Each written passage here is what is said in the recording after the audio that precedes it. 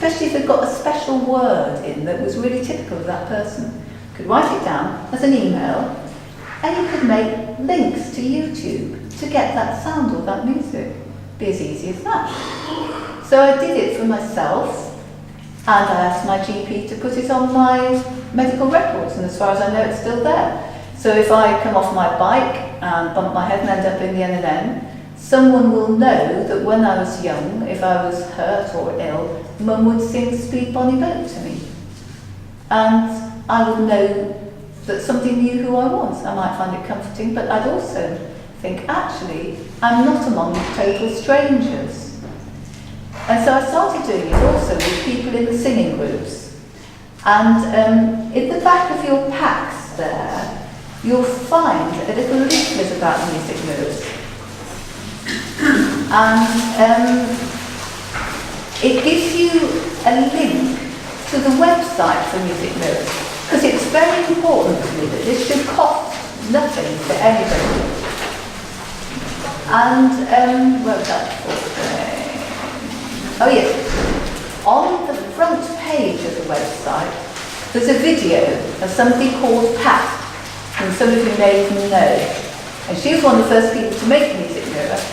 And 2 years later, when she wasn't really doing so well, she was still very proud of the music mirror. She lived in sheltered accommodation, and this music mirror, which was just like a piece of paper in her case with some stories and references to sound of music, she would give it to each new set of family carers.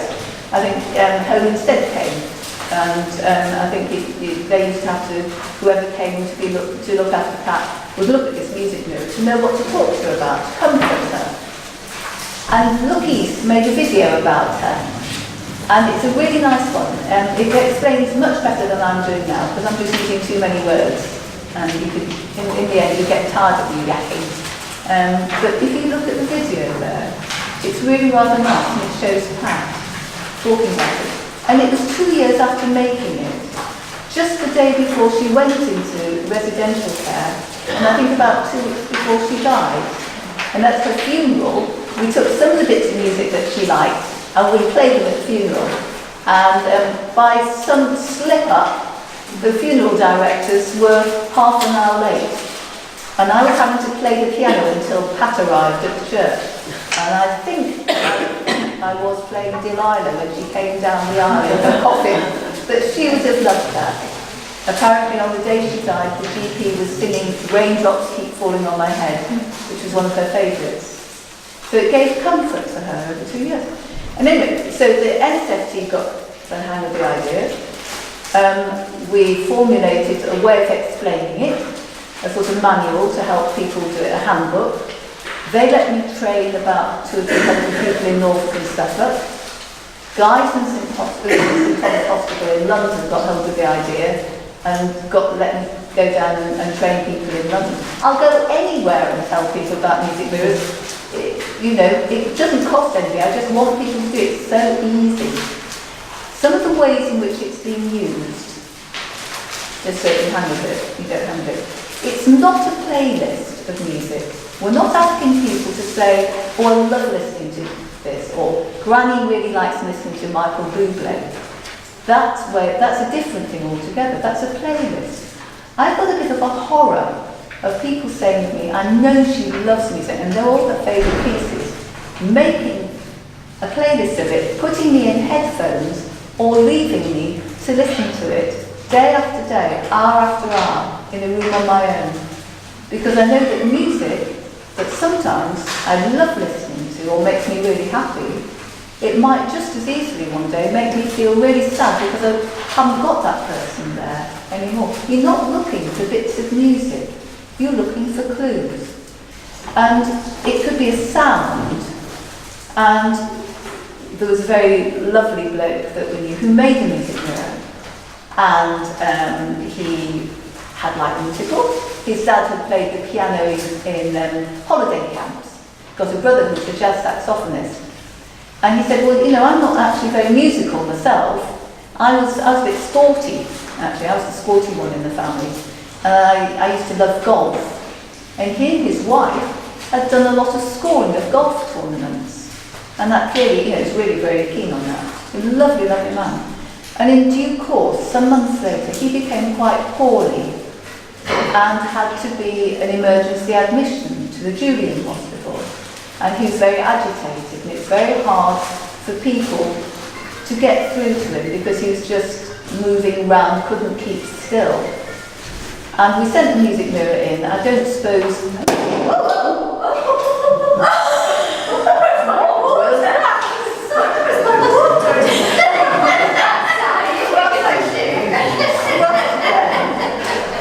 You can't take them anywhere.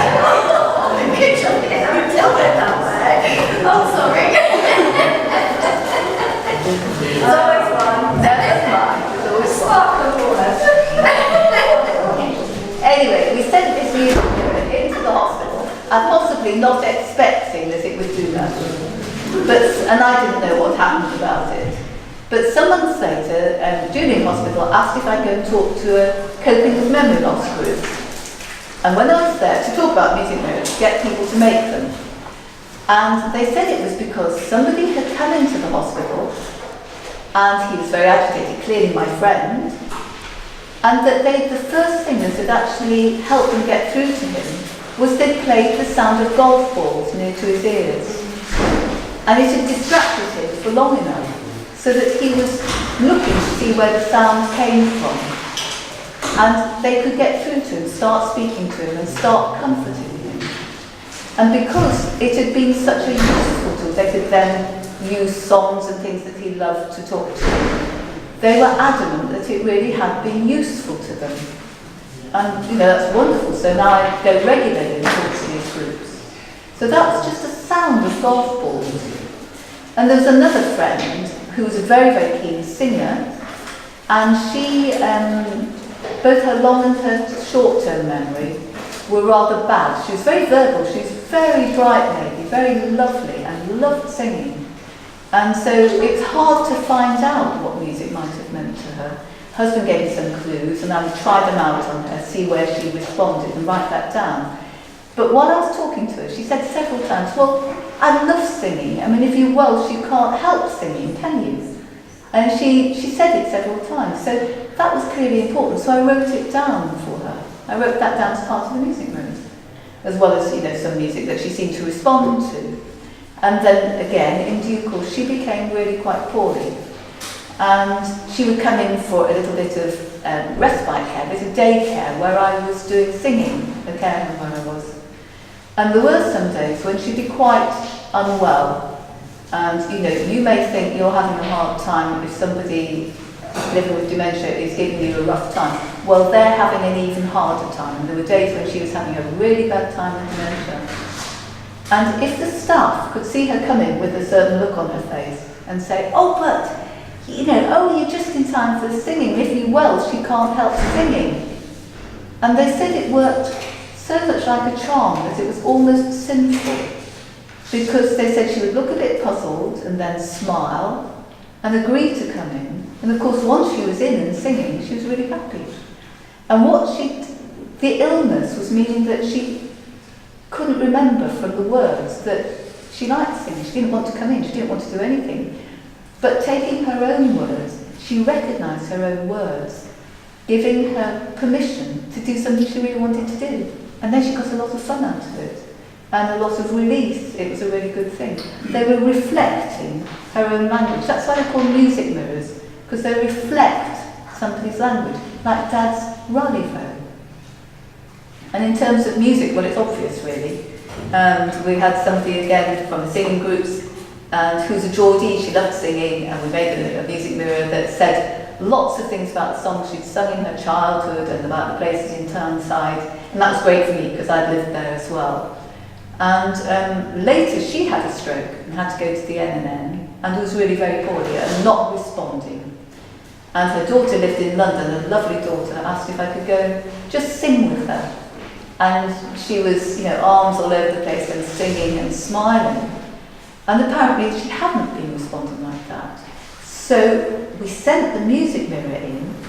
We could just send it as an email. Because you don't have to have a memory box or a memory book. You can just send an email. And so it meant that dementia support staff at the NNN, and the NNN staff are trained in music mirrors, they could sit next to her, somebody from a completely different country could sit next to her, talk about growing up in the northeast, play these songs to her, and she would respond. And her daughter said that in her last 3 weeks of life, it had just been the one means of connectivity with her. And so it had obviously given a lot of comfort to both of them. So it's as easy as that. So what you need to do, you can do it with anyone. You can do it with family, friends. Don't wait till you've got dementia. Do it with young people. Young people can do it with their grandparents. Go and talk about a few things that have made people happy or make them feel special.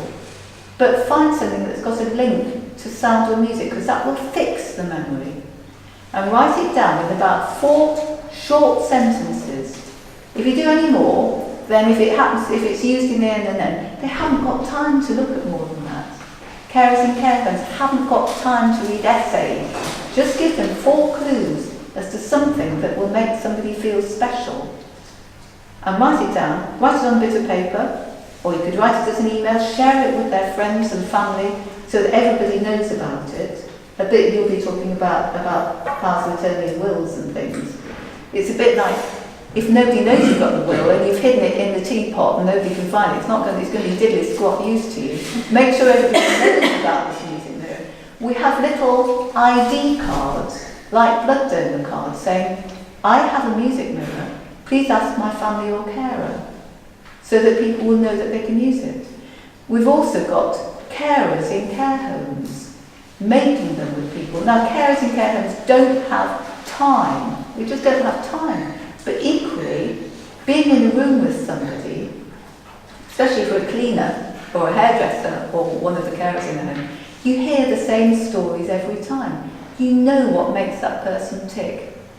I did a project in one care home. This is going to be politically incorrect as well. Can I be politically incorrect? I can. But I did a project in a care home and made a music mirror for someone whom I'd never met. And he was apparently very much loved. He had learning difficulties and dementia, was often ill and had to come to the hospital. And because hospitals, however hard they try, are not easy places if you've got dementia, he never did very well in hospital. But his email was, they said, you go into his room in the morning, and whether you're a man or a woman, but particularly if you're a man, they say, give us a kiss. And then he likes to sing, how much is that doggy in the window? And if he's in a good mood, particularly if it's a male carer, he'll look you up and down and he'll say, you've got big boobs. And so it might be very peculiar to write that down. Sounds most inappropriate, doesn't it, really? But if you're this gentleman and you're in the N and you're feeling rotten, everything smells funny, there's flashing lights, you don't know anybody, and somebody says, come on then, give us a kiss, or to do with big boobs, who knows? If you can get a smile out of him, or he knows that somebody knows his joke, he knows it's naughty, if you can get him to smile, you've actually made a connection with him, and he feels safer. Now, on that bit of paper that you've got, it gives you a sort of DIY kit. We give this out at the NNN. And the NNN is going to enable us to make some video tutorials about this as well. But on the front, it explains a little bit about music mirrors. And on the back, it gives you a tiny little grid. So you could, just set about making it an easy one. The clues it gives are far too simplistic. People come up with all sorts of other things, like, I want the sound of foghorns because I grew up near the Tyne and I find it really soothing. So, I might go to sleep if you're playing the sound of foghorns. It's once you get people talking, or you're talking near them, all sorts of memories will come up. So write down just a few. Go home and try it with somebody. You can also put it on the website. There's a way of actually making an account for free with a secure password and putting it on the website, so that, say, if somebody goes into the NNN, you could just give somebody the password and pass it over like that. Essex NHS Trust is about to adopt Music Mirrors as policy, and they use the website, every week for patients there. They're enabling people to do it there as a matter of course. So it's such a simple thing. I mean, when you thought of it, you think, well, that's so blindingly obvious, isn't it, really?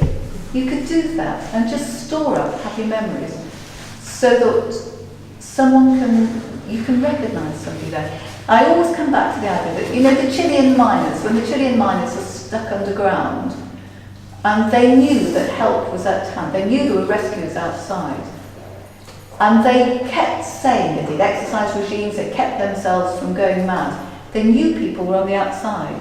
They kept their hopes up.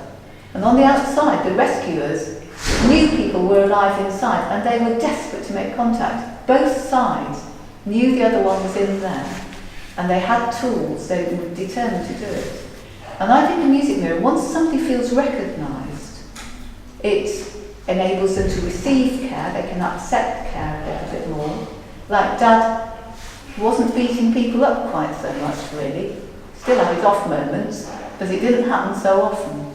It gives people, and once somebody's seen that someone's in there, they have a different way of caring. Carers are very compassionate in care homes and hospitals, but once you've seen that there's somebody alive in there, you can't help caring for them in a different way.